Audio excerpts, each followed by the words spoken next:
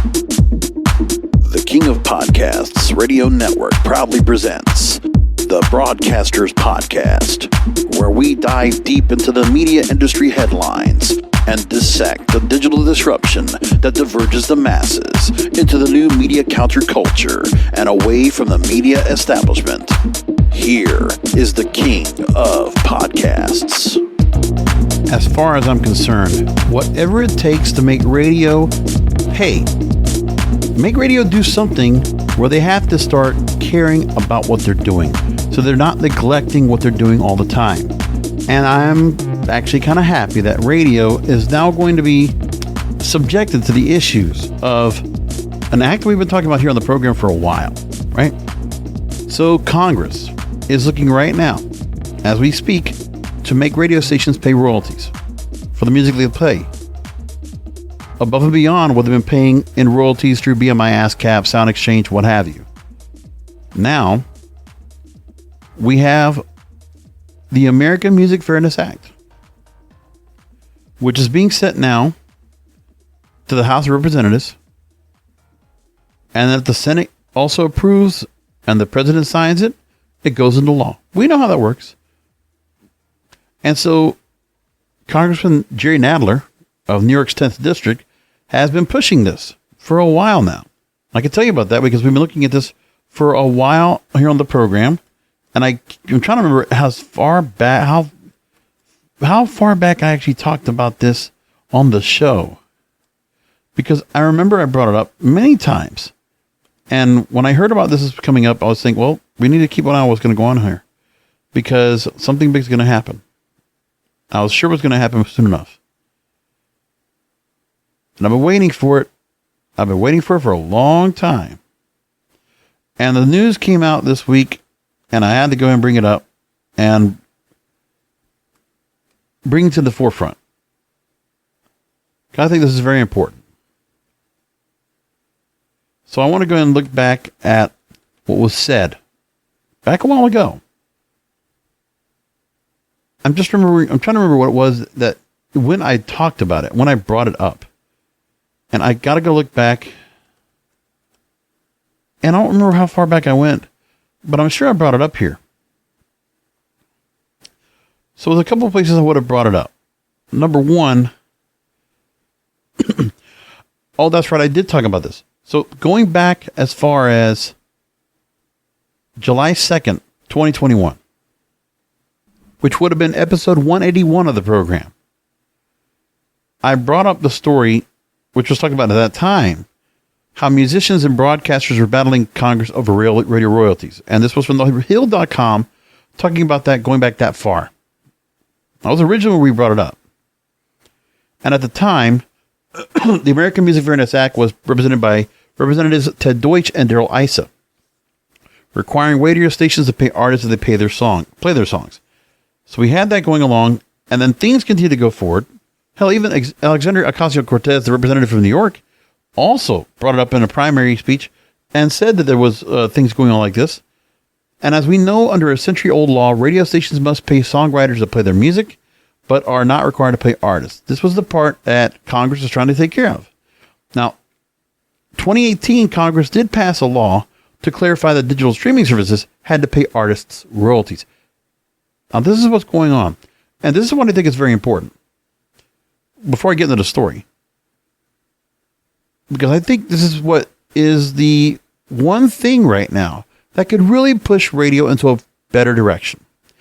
Imagine if radio and the cheap bastards they are, listen, I've worked in that business, okay? They're my radio brethren, okay? I love radio still, no matter the people that are running this and doing such a horrible job of it. What I will say is this. If radio wanted to go ahead and try to waive the royalties, right? Or there was a way that they said, oh, can we do something to kind of, make good on those royalties that we have to pay the artists? What if we just let the artists come on the air? We do some time, like we do some trade, barter. Let's bring them here for a concert. Who's to say that the record labels, right? Somebody else will flip the bill for radio to go and say, okay, can you pay our royalties for this artist? Can we take care of that? Can we do that? and make it where the artists now use radio more as a cog for them to actually use to promote. Could you imagine if that actually happened? Or because certain artists are going to get so much royalties off their music, Taylor Swift, Ed Sheeran, Harry Styles, name it. What if those bigger artists don't get played so much because of the royalties that would have to cost? Some of those being artists or songwriters and getting multiple royalties. What if that was a change right there? I think radio would have to start making some changes. They would decide to do something here to change the whole dynamic. Don't you think? I do. I definitely think that. And I'm curious as to what it would do. So that was July 2021. And then I had talked about another story. And it was September 2021. We were getting closer to this right here. And at the time then, the senators introduced the American Music Fairness Act. We talked about this, and this is Variety.com that talked about it on September 30th. And in this particular story, this was going back to September 30th of 2022, or in other words, it was episode 246, not that long ago. So with that said, we're at this point, and we're saying to ourselves, at the time, Senators Alex Padilla and Marsha Blackburn, representatives of California and Tennessee, Democrat and Republicans respectively, also introduced their bipartisan American Music Fairness Act. Same as before. So the House of Representatives put it out 2021, now the Senate. So the bills are already ready to be voted on. And the House would go first, then the Senate, and then we would go. Now, the legislation would impact the artists and music industry by this. And this is the point. We've been talking for months here about how the dynamic now of the music industry has changed and how artists are going to get paid. They're not making it so much on the concert series. They're not making it so much from streaming. If radio is going to play this music and only play the hits and only play bona fide artists, then those artists are going to pay big royalties. So radio has to do one of two things. They'll have to change their format a bit to take some of these artists that might not be so far up the ladder that the amount of royalties they'll make on their music is going to be too much. Like they would have to kind of limit the amount of rotation of the music being played, wouldn't they? Like with the rotation of music, with the spins of a certain record, would that kind of slow down? We're not going to get maybe like 110 spins per week of an artist for their song? Would we get less than that? Will there be more variety in the lineup? This is the kind of things I would think about. Like if I'm a radio executive now, I'm saying to myself, oh shit, if this happens, is iHeart or Odyssey or any of these other companies, are they going to actually put out a whole lot of money to cover the cost for this? Can they afford it? Is it possible? I want to know that. This is going to be a big struggle for them. So here's what we got so far from the House Judiciary Committee, Gerald Nadler, because the latest news was after the House introduced their bill, the Senate introduced their bill, okay? November 2021, House introduced the bill. September 2022, the Senate. And what happened now, the latest news from this, is the following. What we have now officially is that there was a critical vote that needed to happen in committee before the bill could go forward. This is the House Judiciary Committee, and this is headed by Jerry Nadler, as you know. Now, they're trying to say that the bill is unlikely to pass before the new session of Congress convenes next month, but it's there. It's ready. It's just a matter of time. And so the lobbyists are going to have to jump in here and really push. That's what's going to have to happen. So Billboard reports on this. The American Music Fairness Act would require AM/FM stations to pay performance royalties to music creators and copyright holders for radio airplay in the U.S. But still, it's gotten this point. It's a bipartisan bill, by the way. So it doesn't matter who's running what. Now that we have a change in, January, we'll have a switch in Congress where a number of members are going to switch from one side to the other. Yeah, It doesn't matter. These bills are already set to go. They're bipartisan supported with bipartisan writers of the bill. So this is something where the Congress is in lockstep, ready to go and pass this and get it to President Biden's hands. This would be significant for radio. It would hurt radio. For me, as a radio person, as a radio historian, as a radiophile, I want radio to change. This is tough love to the radio industry that I love so much. The radio industry that was so responsible. Like, my thing is now, I listen, like I said, to a Spotify playlist called Timeless Hits that I created. And there are so many songs on there, of what, almost 1,400 songs I have on this list, radio was responsible for. Because radio airplay meant a lot to the Billboard Hot 100 charts. The Billboard Hot 100 charts, it mattered what radio was playing. And then all these songs would get played. And I listened to air checks of different songs of music I never even heard before. And these are all songs that got played on the radio. I'm like, well, they don't get played anywhere else now. They're streaming somewhere, but I want to listen to them. But these are all things we have to think about here. And this is very important. But this is underlooked by everybody else. Nobody's looking at it. But the media rags, some of them are actually paying attention, which is good. So on Wednesday, the House Judiciary Committee, which deals with copyright matters, by the way, they voted to advance. So now it's ready to be put on for a full vote on the House floor. It has to go to the House, then the Senate, and the President has to sign it.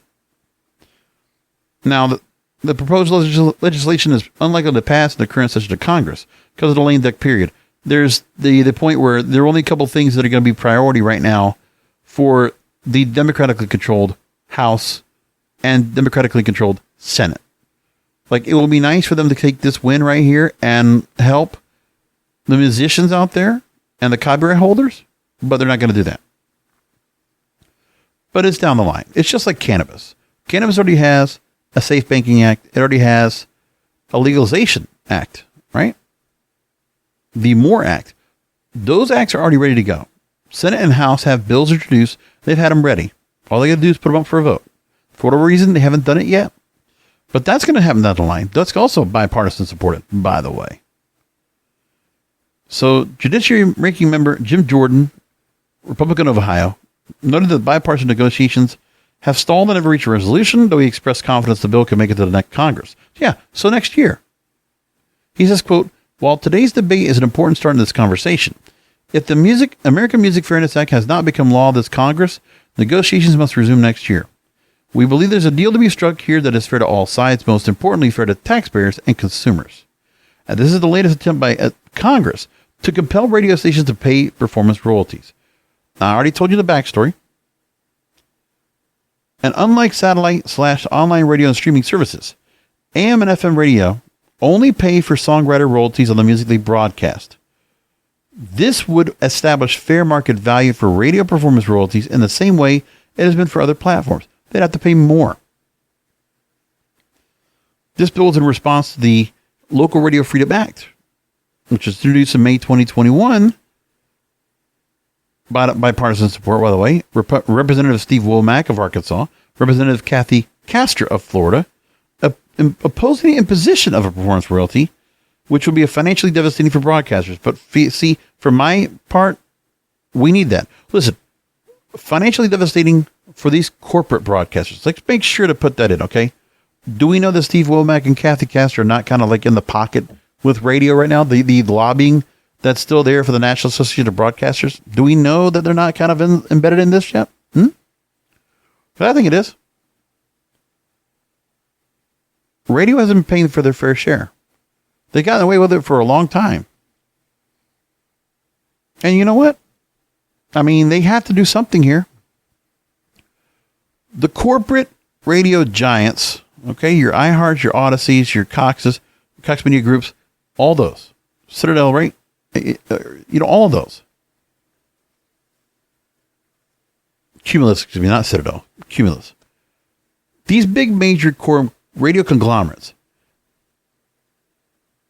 when they continue to go ahead and cut costs because they can't make money off their advertising, And they're holding on to these companies. And these big private equity firms are just leeching away on these stations, selling off their towers, unloading their staff, automating more as we go. Then why not? Why not twist the tourniquet? Or twist the knife on radio. Let's get them to pay. So what would happen is radio would have to go and make a change. The implosion of deregulation would actually happen. So then the radio would have to go ahead and then iHeart and all these others, if they're going to be settled, they're going to be settled with this kind of money that they have to pay. Then there's no choice for radio to go and say, well, iHeartRadio, we're going to start selling some stations off. We got to cut some corners. We got to cut some of this out. We can't afford 800 radio stations and paying all the royalties. Now, you could change some of these stations to talk, sure. But how about those songs? How about the music that's going to be played within the music beds or whatever? You're going to have to spend money on the music. You're going to just be talk. But a good portion of the bulk of these radio stations are music related. You're talking about some legacy artists when they're playing the older format of music, of adult contemporary or country or classic rock, adult standards. They're going to have to pay. And there's some artists who are going to make some big money off of that. Like, I don't know how much it's going to make, but you know what? It's just enough for them to say, okay, well, they're going to have to pay more. Like the FCC is already raising their rates now on their annual fees, which was a complaint the NAB also had with. Well, now you got that extra cost. And then you're going to have the royalties, which means you're going to have radio owners that are going to have to be able to go and afford and budget for those royalties. And then you get creative. See, like I am saying, then you start paying royalties above everything else. Now you're going to start paying royalties for copyright holders and for the artists. And what you're doing with that is you're going to create a point where radio's not going to want to pay those big fat royalties of these big fat artists anymore. They're going to say, well, you know what? We should try some new music out. Some of these people that have not been that popular yet, we haven't done much with it. We're going to expand our lineup. Let's expand the playlists. Let's play some different artists out there. Let's give some new artists a chance. We'll play their music. The ones that are not already, signed up with BMI or ASCAP. I don't know. They'll do something to try to change things up. They might not play songs that will be overplayed over and over. They might give new songs a chance now. It's these kind of things that are going to happen. Now, Congress still has their fans in the lobby. They also had a Senate companion resolution as well. Martin Heinrich and John Barrasso that introduced that. So you have the Local Radio Freedom Act, and same thing for the Senate. Both resolutions backed by the National Association of Broadcasters, long been opposed to enforcing a performance royalty payout on terrestrial radio. Well, you know what? Everybody else has got to do it. And the Recording Academy CEO, Harvey Mason Jr., said he's grateful to the Congress and members of the committee for supporting the music community's right to fair pay. It is vital to the health of our industry that our creators are compensated. It's not the record labels. It's the artists, the copyright holders. The use of their IP on terrestrial radio and the Recording Academy will continue to advocate for AMFA until this bill is signed into law. And of course, there are lobbyists on the other side, which include the Recording Academy, the AFL-CIO, American Association of Independent Music, American Federation of Musicians, SAG-AFTRA, Recording Industry Association of America, Sound Exchange, Music First Coalition, and by the way, a number of artists, over 100, which include Dionne Warwick, Common, Harry Belafonte, Jack White, Becky G, Cyndi Lauper, Gloria Estefan, and others. And a while back, they wrote a letter as Music First Coalition to get the bill signed. Other signatories we already have: Randy Travis, Four Tops, Elvis Costello, The Roots, Temptations, Roseanne Cash, Julia Michaels, The Estate of Mary Wilson and the Supremes, David Byrne, Nile Rodgers, wow, They Might Be Giants, What other names do I have in here that I know? Amy Mann from Till Tuesday, right? Stone Foxes. Suzanne Vega, Ricky Skaggs, wow, Kevin Bacon, Hanson, Simi Hagar, Dan Aykroyd. Let's see here. Pat Benatar, Peter Frampton, Deanna Carter, Indigo Girls, John Cicada, Neil Gerardo, Ryan Hemsworth, B.B. Winans, Kevin Cronin of REO Speedwagon fame, Rick Springfield, Jackson Brown, Sheila E. Let's see what else. No, here. Yeah, that's a good amount. So like over 100 also signed into this. Who other signatories I have here? Nobody else I can really find. All the major notables are all the very top. There you go. So they also put in their own point to the judiciary about this bill. All the things are now coming about for this to happen. You know what I'm saying?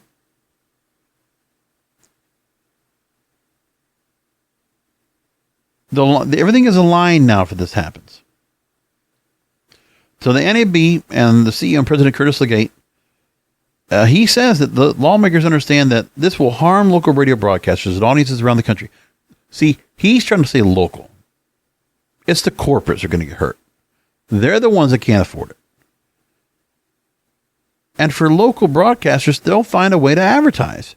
Like if you allow the market to change, if the market changes and radio is more competitive, that's good. When all these stations don't have to get picked up by everybody else, that's an important thing to see there.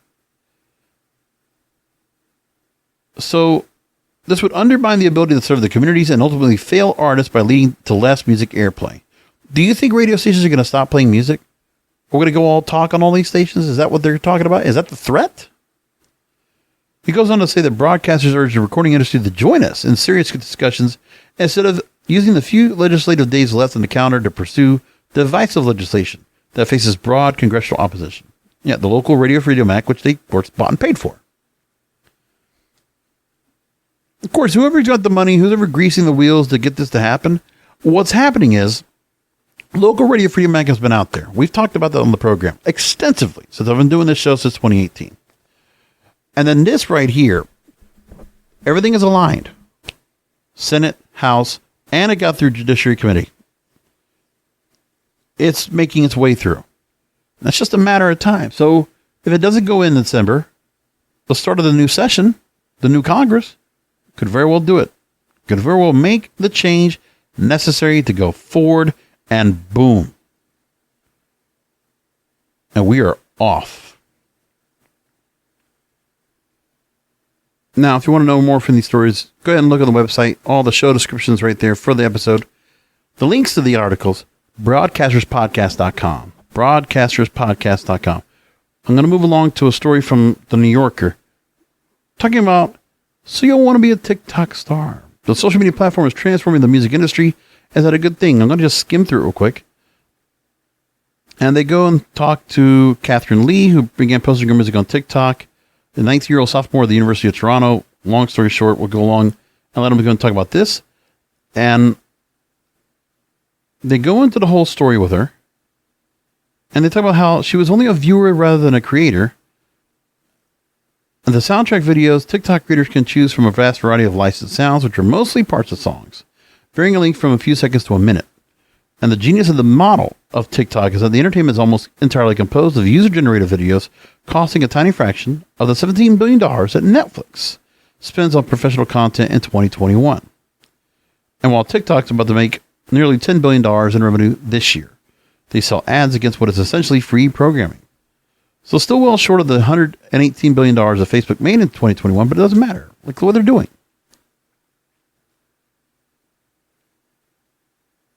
Drawing on your usage patterns, your account settings, and data from your device. It'll go through and there will be the app predicting what content you really want to see. If you post a video in which you appear, biometric and demographic information includes gender, ethnicity, and age that can be scraped from your face and potentially added to the data story. So the algorithm relies on the signals harvested from your responses to the For You feed. A user who swipes through 30 15-second videos, say, provides the TikTok algorithm with more signals than YouTube gets from a user who watches 7.5-minute videos on its platform. The TikTok algorithm knows me better than I know myself is a Gen Z utterance I've heard often in this reporter's point about all this. They go to the history of music where it's all changed thanks to the Napster.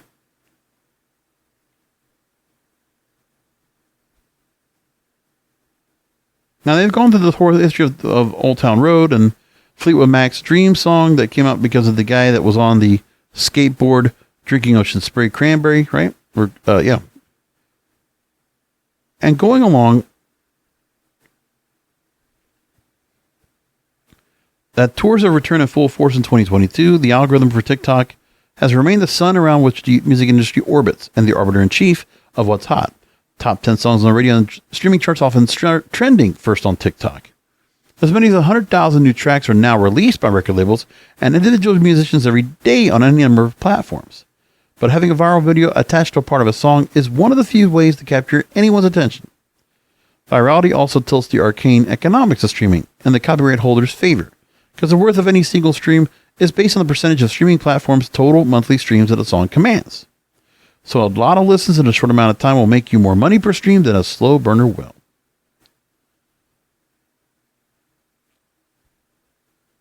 Industry gatekeepers, they go on to say this, have always used data to gauge how deeply a song or an artist connects with fans, and radio programmers used to use, call-out research. Audience metric testing, AMT, derived from playing a song's hook for a focus group to predict whether the song will be a hit. TikTok does the same thing automatically, offering real-time global call-out data on every sound on the platform, new and old. Now, we have been hearing some talk that TikTok's being looked after, and they're having a whole lot of thing where TikTok might be looked at because of the whole thing where being for the Chinese government being controlling it and all this stuff, the CCP, right? We continue to hear all that. I understand. And they go on to say here in the New Yorker article, I'm just skipping right through. The music industry has always welcomed young people with hustle, and being Gen Z, TikTok natives are giving artists special status with aging millennials they work for. Now, one of the writers of Rihanna's biggest hits talks about now how radio call-out research traditionally tests the chorus on audience, but on TikTok, any part of a song can go viral. It's not necessarily the chorus. It could be the surprising moment that happens after the second chorus or a random fun lyric line. There was those about damn time. It was one of the great examples. And TikTok savants offer advice on what part of a song might be most likely to start a trend, but it's still the users that will decide.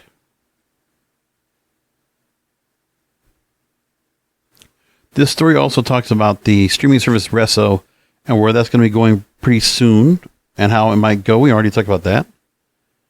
It's a long story, but I mean, for people that didn't know what's going on here and how it's worked out, well, you can go ahead and go through it yourself. But a couple of things I wanted to take from that anyways. I thought it was important to have that.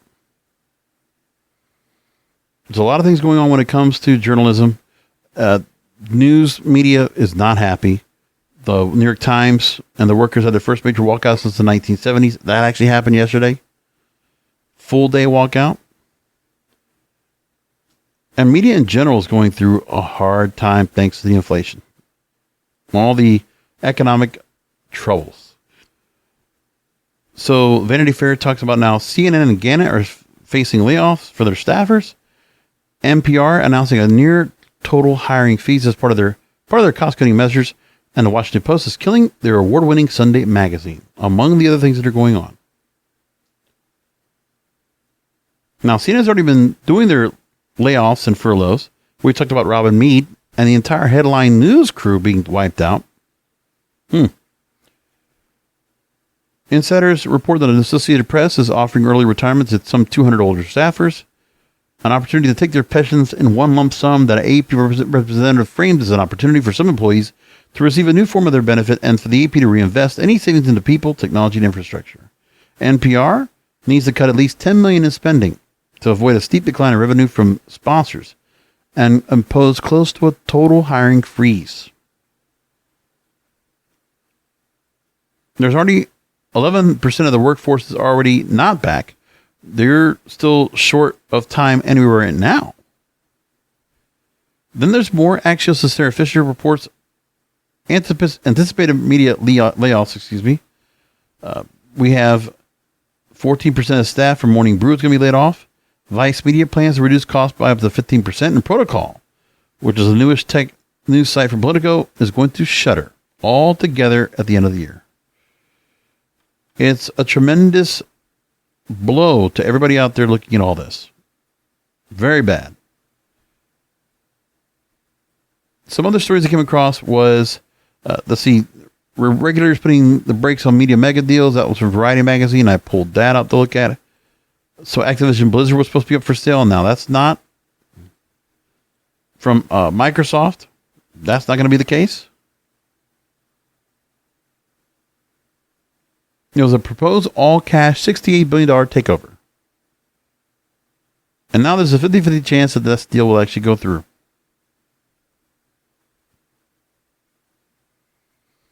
Then there was also the issue for media consolidation. The Justice Department sued last year to block Paramount Global's $2.2 billion sale of Simon & Schuster to Bertelsmann, the parent company of Penguin Random House. And Paramount Global gave up the chase, pulled the deal, and Penguin Random House is looking to appeal what's going on here. It's just not good across the board. There are some real big troubles here. But I thought, this is where media is right now. And the corporate media, they were not prepared for any of this.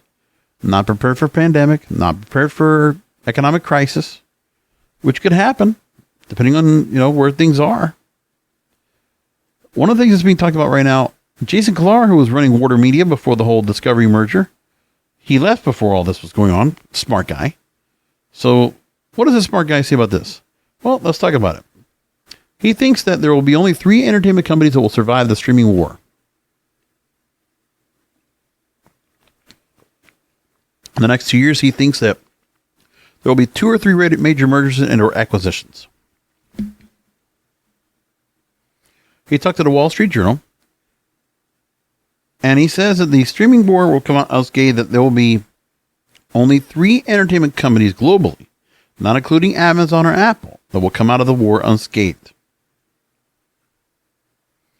He says that no more than 3 companies are likely to attain the streaming service scale required. They all need to reach the quota would have to be 300 million global subscriptions at an average of $15 per month to generate attractive cash flows. He says Amazon and Apple will be differently evaluated. He thinks Disney will be well positioned to survive.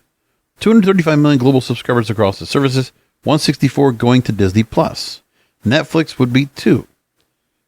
Even though they lost subscribers, they have 223 million paying users. And the other ones are lagging by comparison. The others that they have available are Paramount Global's Paramount Plus. They got 46 million at the end of third quarter of this year. Peacock, 18 million. Warner Brothers Discovery, which now will have HBO Max and Max Discovery, which will become Max next year. Just Max. 92 million subscribers combined. You can see 2 or 3 major mergers or acquisitions where all these could come together to combine. That will be the idea of where it comes from. And have I said that before already? Yes, I have. I've talked about the fact that I think it was all going to be like this. A couple other stories I want to bring up, and then we're going to go into the year in media part 2. One thing I thought was important in the radio world, we lost a major programmer that was very influential in the space, who was one of the bigger broadcasters that was looking to go and bring on people into the space when it comes to radio. And first of all, becoming the person that was most responsible for a major setup with broadcasting on terrestrial radio, and then moving along into podcasting, because he was one of the first pioneers in the podcasting in the larger space. Norm Patitz. He's a consummate broadcaster whose Westwood One syndicated programming network would come to dominate AM radio. He died on Sunday, age 79. Cause of death not immediately known. He originally started his broadcast career in the early 70s as a sales official with KCOP television in Los Angeles. He would then, in 1976, start Westwood One, the program syndicator that would dominated the bulk of his career in media. He then engineered the purchase of Mutual Broadcasting System, one of the largest radio networks in the United States. 2 years later, acquired the NBC Radio Network, in which he licensed the NBC brand name from General Electric for continued use. 1990, control of Westwood One went to Merrill Karmazin and Infinity Broadcasting, which would be later CBS Radio. Paz remained chairman of the company until 2010, and then he went on to go and found the on-demand audio network Podcast One. Listen, important. 2010, he was very early on. One of the early, along with NPR, one of the earliest of those that brought in podcasting from a larger scale. One of the things he did first was after the whole Howard Stern deal, and Howard Stern moved to Sirius, and then we had to split up where to replace Howard Stern on all the various stations he was on. In some markets, they replaced him with David Lee Roth, which did not last but more than a year, followed by Adam Carolla. Adam Carolla did better. He was basically positioned at KLSX in Los Angeles, and then he would lose his show, and he started the podcast. His Adam Carolla show, on-demand version, and it worked. So colleagues remember Pattis as a media visionary who left an indelible and long-lasting impression in the industry. He founded Westwood One, grew to one of the largest radio networks in the United States, and one of the top media companies in the world. He was inducted in the Radio Hall of Fame in 2019 and received the Library of American Broadcasting Foundation's Giants of Broadcasting Award that same year. So there is what it was, Norm Pattis. There was some stuff that happened at the end of his career, but, we're not going to talk about that. Let's herald the fact of what he did for his career and how important he was to do what he did for his career. Amazing work. So, rest in peace, Norm Pattis. His microphone is retired, but he left a great legacy in radio. I give him that. It's important to go and make that distinction.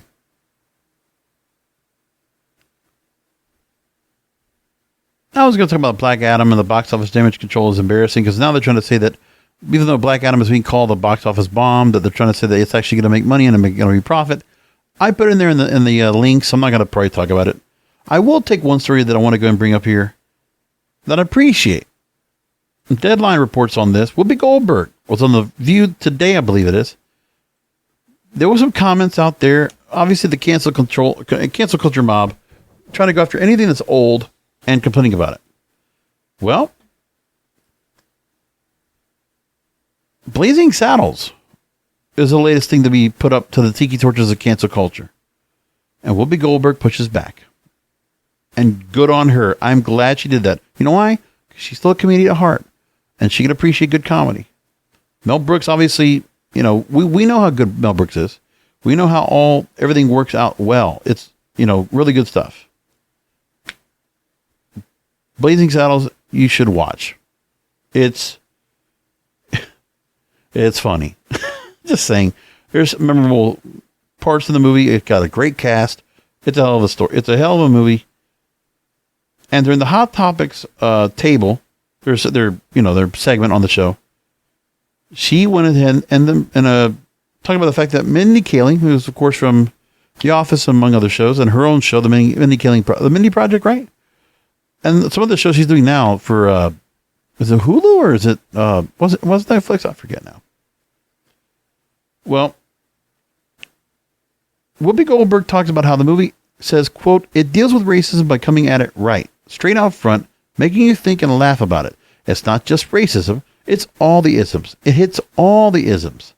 Blazing Saddles, because it's a great comedy, would still go over today. There are a lot of comedies that are not good, okay?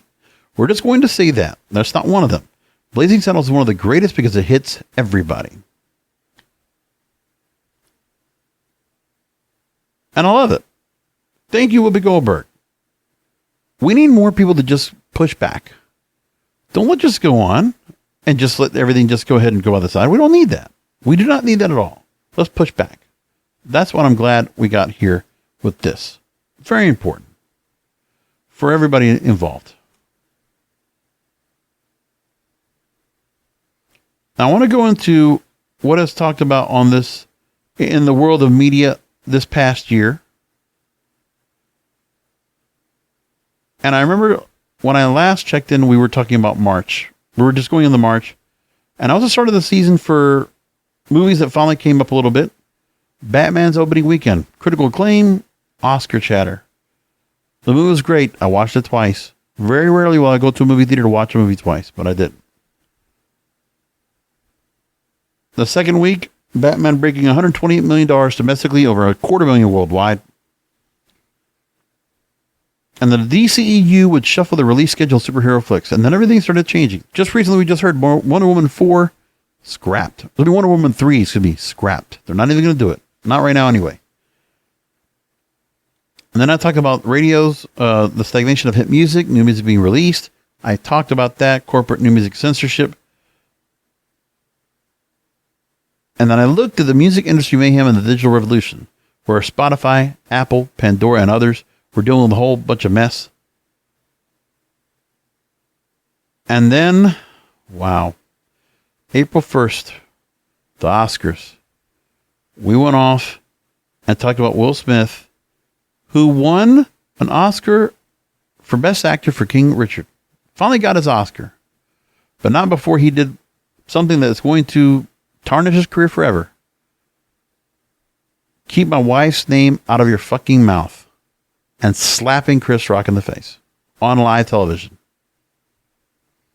In front of the Hollywood masses, all his peers in the industry. He's still apologizing now, trying to go and keep himself out there.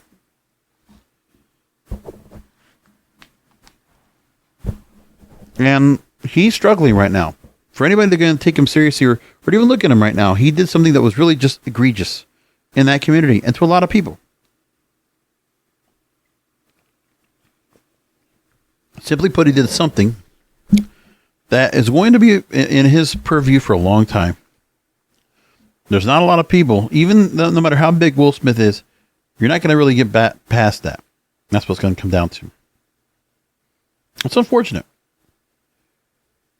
The G.I. Jane joke, and I'm like, it was a funny joke. And I was watching the other day, it always comes by my TikTok feed. Ricky Gervais at the Golden Globes. And hilarious, man. Tell you what, that guy was just going after people. Funny stuff. And we're seeing comedians on a regular basis now getting attacked. We talked about that later in the year. We'll talk about that coming up in one of the later parts, so we go to the year in media, where we were going with that. Then I talked about how all the major podcast players are positioning and pioneering the audio space to pull in more listeners, pull in more profit, and there was a lot of different progress being done. And on April 15th, the Twitter takeover. And the closing of the deal only happened a few months later, but man, that's been the talk right now. On Twitter right now, there's a whole lot of talk about it. But I'm not going to touch it. I'm not going to touch it because I know that's just a political divining rod that's just going to attack people. And I don't need this at all. I just don't.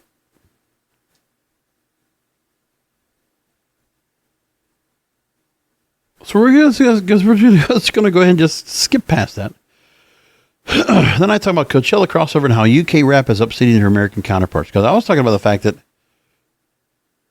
the UK rappers are just doing much better work. One of the things I'm listening to right now, people are really commenting. There was a Japanese girl pop or K-pop group called XG, and they put out a song called XG Cypher. And there's all these different rap songs that are being used as part of this, and they're kind of used with their own spin.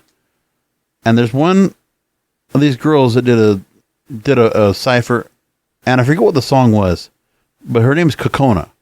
And they have gone after that. And I remember talking about that a few weeks ago on this, where she did the song, and it's like, they're all talking about, like, where is it, about the origin of the song and where it was taken from and all that good stuff. And I'm like, man, there was some things going on there. And so this girl group put out Gal Cypher, and the video that they put out for it on YouTube had 4 samples containing lyrics in English, Japanese, and Korean.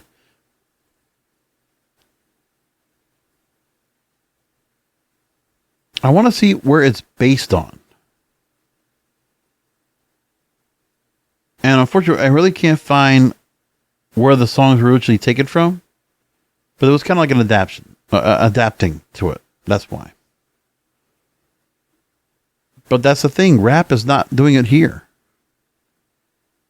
And every rapper that might still have some clout is under controversy. We talked about Travis Scott this year and all that stuff going on. Now we got Kanye West, which I don't really want to bring up too much here, but even he puts out a song. And there's people on TikTok saying, after all the shit he said right now in the last month, he puts out a new song and it's like, it's good. It's good. Because it is good. The madness of Kanye West, or Ye, he still puts out music that's good. Like that's some people are just going to be upset about it. It's going to be like, just very. People are going to be. They're going to be. What's the word I'm looking for? They're going to be pulled in both directions, because it might be people that are going to like the song quietly, but then of course the song was put on Instagram and now it got put down. Are people going to be playing it? Is radio going to play it? Uh-oh. We don't know. We don't know yet. That might be a big problem. The other part I wanted to bring up, and this is the last thing I'll bring up when it comes to the year in media, from April, was Radio is Dead, Podcasting is 2.0. Radio is 2.0. And the NAB show had a keynote from their CEO.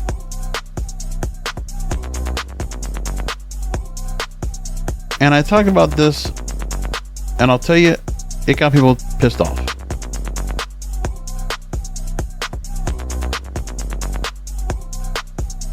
Because Bob Pittman was talking on there with Odyssey's David Field. And on the effect that the pandemic had on radio, he says, I get the feeling we're just getting started. We have tremendous opportunities for the listener side, picking up people from the year who valued peace and quiet. Now they get peace and quiet, they want something on. And the audio industry is beneficiary of that.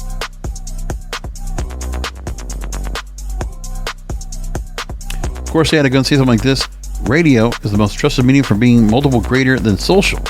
And living through the experience of the pandemic and keeping people company, in some cases keeping them sane, I think there is a relationship that will be a forever relationship. Whatever that bond was stays. This delusion. It's what it is. Let's just be honest with ourselves.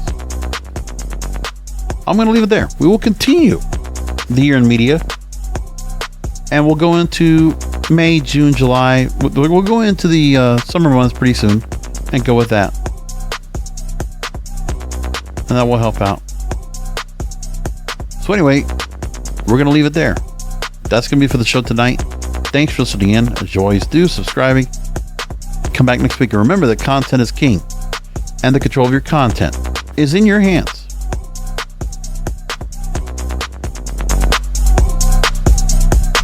Thank you for listening to the Broadcasters Podcast.